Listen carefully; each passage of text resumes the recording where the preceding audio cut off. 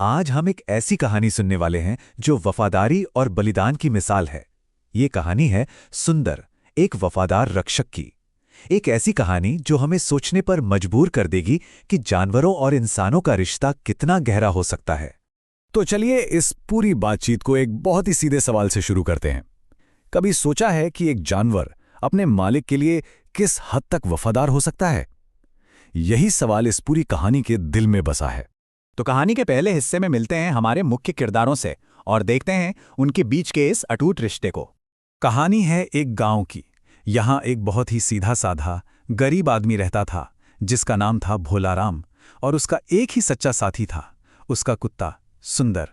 मतलब जहाँ जहाँ भोला जाता, सुंदर साए की तरह उसके पीछे पीछे चलता था। जिंदगी बहुत आसान नहीं थी, पर दोनों का साथ बहुत गहरा था। पर जैसा कि अक्सर कहानियों में होता है, इस शांति पर किसी की बुरी नज़र थी। उसी गांव में कुछ लोग थे जो भोला से खार खाते थे, मन में दुश्मनी पाले हुए थे।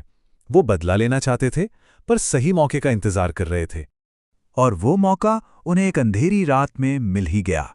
यहीं से कहानी ने एक बहुत ही खतरनाक मोड़ ले लिया। तो हुआ ये कि रात का वक्त था। भोला अपने भतीजे और सुंदर के साथ खेत में ही सो रहा था। तभी अंधेरे का फायदा उठाकर उसके दुश्मनों ने उन्हें चुपचाप घेर लिया। लेकिन सुंदर, उसकी नजरें और कान एकदम चौकन्ने थे। उसने खतरे को भांप लिया।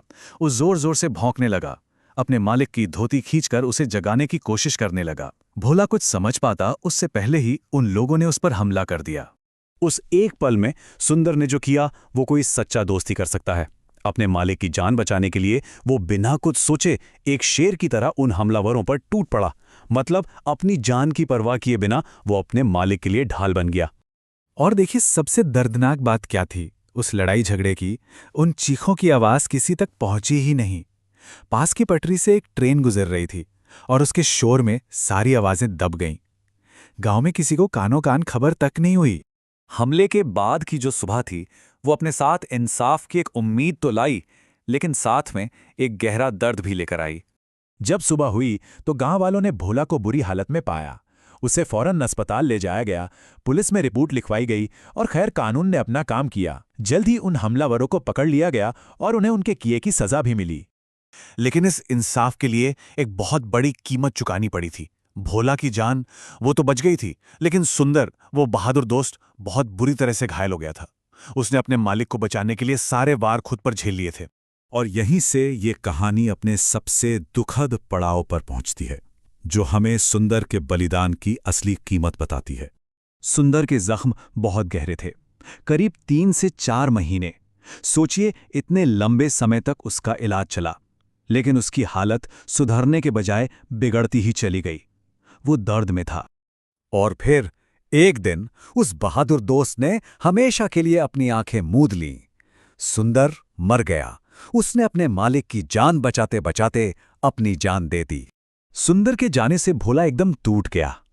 उसके दिल से बस यही आवाज निकली, तूने अपनी जान देकर मेरी जान बचाई, मैं तुझे कभी नहीं भूलूंगा। ये सिर्फ शब्द नहीं थे, ये एक मालिक का अपने सबसे वफादार दोस्त को आखिरी सलाम था। तो इस पूरी कहानी से, इस दिल को झकझोर देने वाली कहानी से हमें क्या सीख मिलती है? चलिए आखिरी हिस्से में इस पर एक नजर डालते हैं। देखिए, ये कहानी हमें 2 बहुत बड़ी बातें सिखाती है।